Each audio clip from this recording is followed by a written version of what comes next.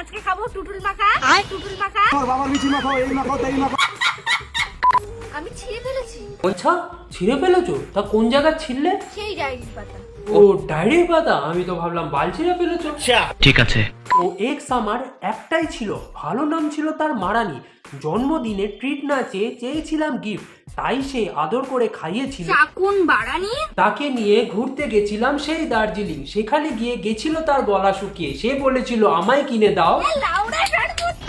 ভালোবেসে করেছিলাম তার চুল স্ট্রেট, তাও তার ছিল মাথায় উকুন।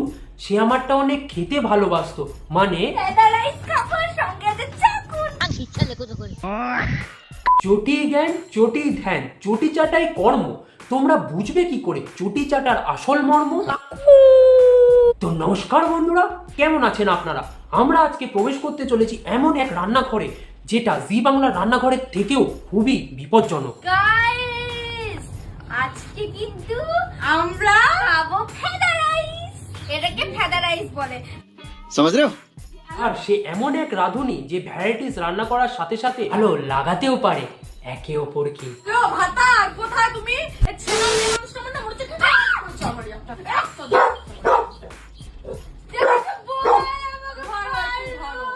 ও মুঠো করে ধন, কানে গুজে হেডফোন, আসো ঝাপ মারে।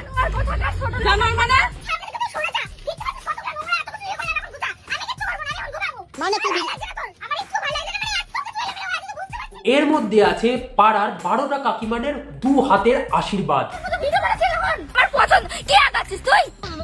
সাধারণত বলাই থাকে মনা গলা নামিয়ে, নইলে ঘটি বেঁকে যাবে। মনে হয় এর কেউ ঘটি বেঁকায়নি।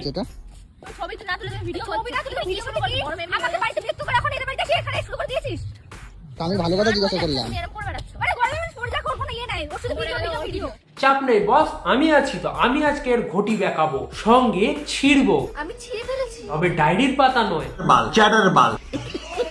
গাইস, আজকে আমি খাবো খাওয়ার আগে তো অর্গাজম হয়ে যাচ্ছে। চাকুন বাড়ানি। আর বাড়া চাকুন বাড়ানি। আচ্ছা। আর কালো কাকু, সাথে আছে গ্রাভি। আমি ভীষণ এক্সাইটেড। মানে কেউ আছে ব্যারাকপুরের বিরিয়ানি খেতে গিয়ে বলছে ব্যারাকপুরের বিরিয়ানি, এই আবার চিকেন বিরিয়ানিকে বলছে চাকুন বাড়ানি। এটা কি? এটা কালো কাকু। পরের দুঃখে কালো কাকুরটাই যেন আবার মুখে নিতে না হয়, মানে নাম নাম আর কি।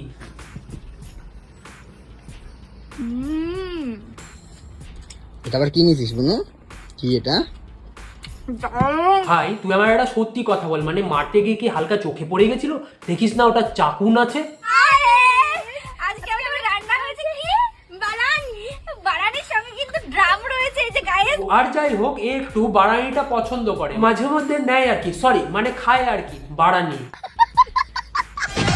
তোদের মরণ হয় না, দেখে না কেউ? মাজা ভেঙে পড়ে থাকবে বা একদম পাতার উপর বাজ পড়ুক। ও এর সোশ্যাল মিডিয়ায় ঝগড়া করে করে এমন অভ্যাস হয়ে গেছে যে সে ঘরের মাকেও উল্টো কিনা বলে না, কিপটার বাচ্চা। নিজের মাকে কিপটে না বলে আরেকজনকে বলা উচিত ছিল। কাশ সেদিন আর একটু পয়সা খরচ করে যদি। ঠিক বলেছেন। কোথায় যাচ্ছিস? আরে হাঁকতে যাচ্ছে। আমিও এরকম ছোটবেলায় কটা পাড়ার কাকিমাকে ফেস করে করে বড় হয়েছে। কোথায় যাচ্ছিস? কি করতে? বাল ছিড়তে।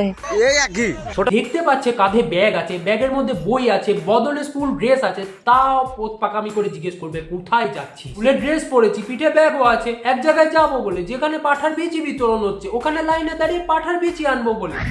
আজ হঠাৎ করে স্কুলে যাচ্ছি। আরে তোমাকে তো দেখেই মনে হয় তুমি হঠাৎ করে একদিন স্কুলে যাও। 12 মাস কি আর স্কুলে যাও? কথা বলতে গেলে আমি স্কুলে খুবই কম যাই। হ্যাঁ বুঝতে পেরেছি, তুমি স্কুলে কম যাও। এর পিছনে অনেক কারণও আছে, কারণ নয় মজবুরি আছে। একা একটা মেয়ে মানুষ জীবিকা নির্বাহ করে খেতে হয়, অতগুলো লোকের মাঝখানে গিয়ে ডাব বিক্রি করতে হয়।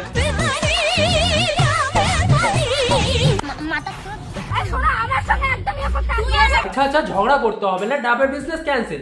চলো আমরা অন্য কিছু দেখি। কেন তুমি যেটা করছো পাশের জন্য সেটা করছে, মানে বাঁশবাগানে গিয়ে আম বিক্রি করা।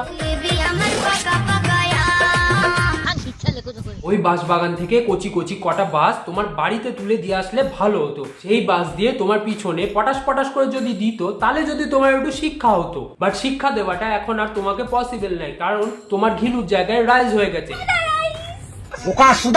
সেই দিনটায় ঝড়ের সাথে যদি গভীর রাতে জিনিসটা বাইরে পড়তো না, তাহলে আজকে আর এই দিনটা দেখতে হতো না। তা একটা কথা বলো, তোমরা যে রাইসটা খেয়েছো তার মধ্যে কি গাধারটা মেশানো ছিল না ষাঁড়েরটা মেশানো ছিল? না বুদ্ধিটা তো অনেকটা ওরকমই লাগছে। আজকে বলেছো মানে তোমাকে কালকে বললাম না কালকে বলেছি বলে চলে এলি। দেখো একসাথে বসে এরা ফেদা রাইস খেতে পারে, বাট বাড়িতে ঢোকানোর সময় একটা ঝামেলা তৈরি করে সিন ক্রিয়েট করতেই হবে। বিয়ে বাড়ি যা। আজকে আমরা খাবো তরমুজ। এই তো এতক্ষণে একটা সঠিক খাবার নির্বাচন করেছো, মানে মুড জিনিসটা তোমাদের জন্য একদম পারফেক্ট। আমরা কি তরমুজ? মানুষের মা মাসি এক হয়, কিন্তু এই নির্বিত খাবারের মা মাসি এক করে দিচ্ছে। আজকে আমাদের রান্না হয়েছে কি বাড়ানির সঙ্গে কিন্তু ড্রাম রয়েছে, এই যে গাইস ড্রাম। একটা সত্যি কথা বলো তো, জীবন বিজ্ঞানে কি পিএইচডি করে ফেলেছো? আজকাল কি এইসব নিয়ে কারবার করছো, মানে বাড়ানি ফেদা রাইস? তাহলে আমাদের পয়সা খরচা করে অত দূর ব্যারাকপুরে গিয়ে লাভ কি? দাদা বৌদিতে গিয়ে কি বাড়ানি খাবো?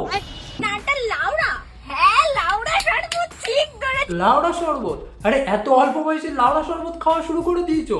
তোরা আজকে খাচ্ছি ডাল ভাত, আর এই যে দেখতেই পাচ্ছ ডাল ভাতটা। প্যাকেট থেকে বিরিয়ানি বের করে থালায় ঢেলে বলছে ডাল ভাত দিয়ে ভাত খাচ্ছি। তাহলে যেদিন অরিজিনাল ডাল ভাত হয় তাহলে সেদিন কি বলো, ঝাটের বাল দিয়ে ভাত খাচ্ছি? अच्छी बात कही आप। অনেকক্ষণ ভাবার পর রিয়েলাইজ হলো যে এই মেয়েটার মাথা এমনি এমনি খারাপ হয়নি, এর পিছনে একটা অনেক বড় কারণ আছে। তারপর দেখলাম এই ভিডিওটা। এই চায়া থাকস কেন কি কবি তোমাদের আর ব্যাপারটা বুঝতে বাকি নেই। আর একমাত্র অসহায় বর দিবাকর, তাকে কোন পরিস্থিতির মধ্যে দিয়ে যেতে হয় ভাবতে পারছো? এমনি এমনি বলি না যে বিয়ে করে জীবনটাকে শেষ করে দিও না, এই কারণটার জন্যই বলি। মানে সবাইকে বিয়ে করো, বাট রিল স্টারদের কখনো বিয়ে করো না, কারণ শাড়ি ব্লাউজ সায়া সবই তোমাকে পরতে হবে। হয়েছে কিন্তু বাড়িতে বাড়ানো হয়েছে আজকে।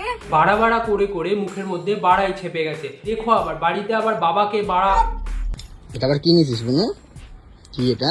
ওটা হচ্ছে গাধার বিচি সেদ্ধ করা। এরা ভাই বোন দুজনেই এক ক্যাটাগরি। এই ভিডিওটাকে যত তাড়াতাড়ি পারো ভুলে যাও, একদম মনে রেখো না, নইলে ব্যারাকপুরে দাদা বৌদিতে গিয়ে বিরিয়ানির জায়গায় বারানি খেয়ে ফেলবে। আজকের জন্য এইটুকুই, দেখা হচ্ছে পরবর্তী ভিডিওতে। ভিডিওটা ভালো লেগে থাকলে চ্যানেলটাকে সাবস্ক্রাইব করো, ফেসবুক থেকে দেখে থাকলে ফলো করো। আমি নীল সাইনিং অফ, চলো বাই।